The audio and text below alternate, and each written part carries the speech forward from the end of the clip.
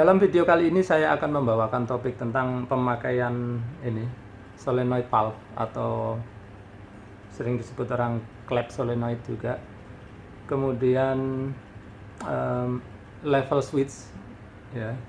Level switch nanti saya terangkan ada dua cara penggunaan. Satu nanti untuk mengontrol solenoid valve, satu lagi untuk ini mematikan pompa kalau air dari sumur atau dari toren atau tandon itu habis ya. Nah, nanti kita pelajari sama-sama. Ayo, langsung aja kita lihat gambarnya. Baik, di sini saya ingin menjawab pertanyaan seorang atau lebih ya, orang kawan. Nah, ini nanti kita kebanyakan akan menerangkan tentang cara kerja atau penggunaan solenoid valve untuk pengisian tandon atau toren ya. Terus nanti pengontrolannya pakai apa? Dia akan dikontrol pakai level switch atau sering kawan-kawan bilangnya ini radar gitu ya. Terus nanti yang ini kita bahas belakangan ya. Kita anggap kita pakai pompa yang otomatis gitu ya. Otomatis itu maksudnya kalau tekanan berkurang dia nyala sendiri, kalau tekanan cukup dia mati sendiri. Itulah yang otomatis. Oke, kemudian di sini tentang penggunaannya saya nggak akan menerangkan mau disalurkan kemana ya. Ini nggak akan kita bahas. Kalau kawan-kawan pengen rangkaian lengkap dari perpipaan toren atau tandon beserta sumur kemudian beserta pompa, kawan-kawan lihat di video-video saya yang lain masih banyak ya. Di sini kita akan fokus tadi menerangkan solenoid dan level switch. Nah, prinsip oke, sebelum kita lebih jauh ya. Saya gambarkan di sini solenoid itu kelihatan besar gini. Ini nggak proporsional ya. Solenoid itu sebenarnya kecil aja. Maksudnya kalau toren atau tandonnya segini, solenoid itu mungkin cuma segini aja, kecil gitu. Nah, ini saya gambarkan besar biar lebih mudah terlihat. Oke, selanjutnya ayo kita langsung lihat ya bagaimana cara kerja solenoid valve ini.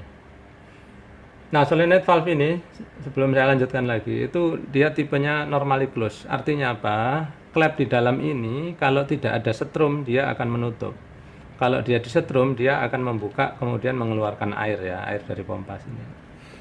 Baik.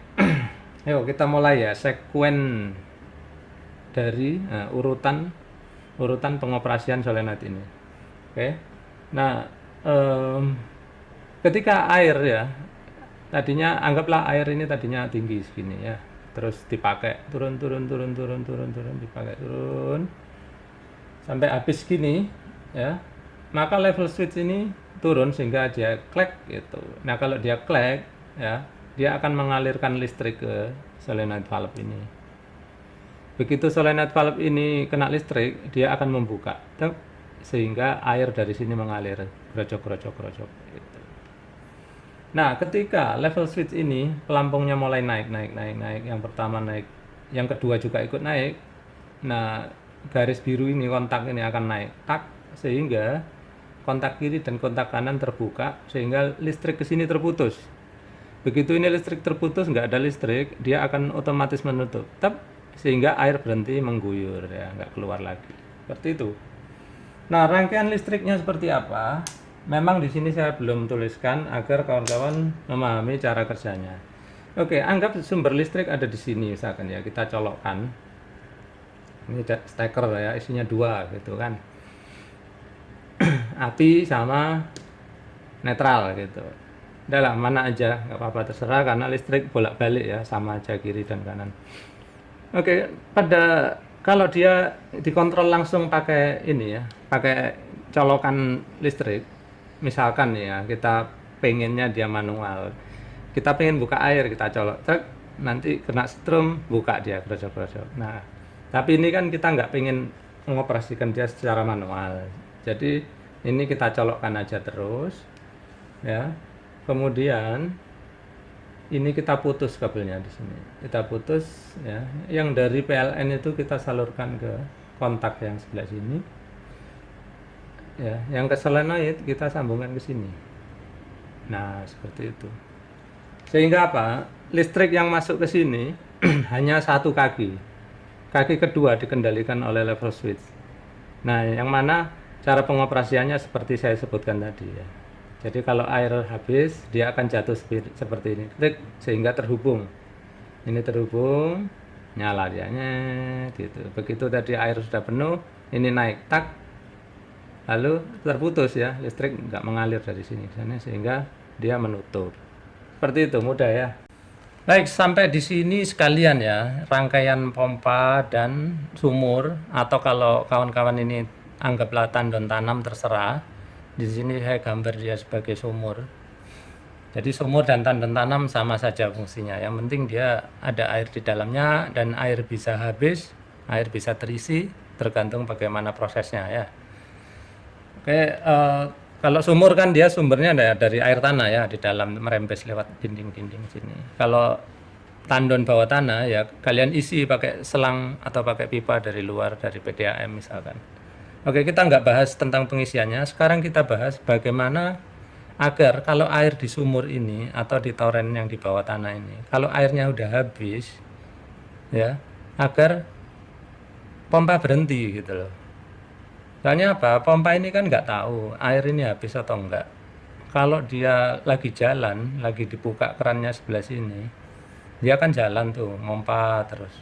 Nah, kalau dia kehabisan, ya, ini sampai angin aja isinya, ini pompa nggak ngerti, dia taunya jalan aja. Makanya mungkin kawan-kawan sering ya yang nggak ada pengamannya, maka pompa ini jalan sendiri, kering gitu, nggak ada isinya air, seperti itu. Nah, bagaimana cara menghindarkannya? Ada sering kawan-kawan yang ngasih komentar ke saya, ya di sini itu setelah pompa itu diisi dengan atau dipasangkan namanya APC atau Automatic Pump Controller. Nah, APC sendiri ini harganya antara 200 sampai 600 ribu gitu. Jadi kalau dipikir-pikir jauh lebih mahal, bisa lebih mahal ininya ya, APC-nya daripada pompanya. Sehingga ya istilahnya kalau dalam bahasa Inggris itu ini nggak nyocok gitu loh. Bahasa Inggrisnya nggak nyocok. Oke, sekarang balik lagi ya. Kita manfaatkan radar. Ya, ini radar. Kalau sering-sering kawan-kawan sering bilang itu radar, tapi sebetulnya namanya ini level switch ya. Artinya dia saklar yang berfungsi terhadap merespon terhadap ketinggian air gitu. Nah, cara kerjanya seperti ini. Kawan-kawan pakai ini ya. Pakai radar ini yang kontaknya itu sebelah atas ya. Jadi maksudnya gini. Kalau kalau pelampungnya dua-dua terangkat, dia akan kontak tak gitu. Jadi untuk kawan-kawan ketahui, kontaknya radar itu ada 4 biasanya. Jadi ada 2 di atas, 2 di bawah. Kali ini jangan kita pakai yang bawah, kita pakai yang atas ya. Oke, bagaimana cara kerjanya?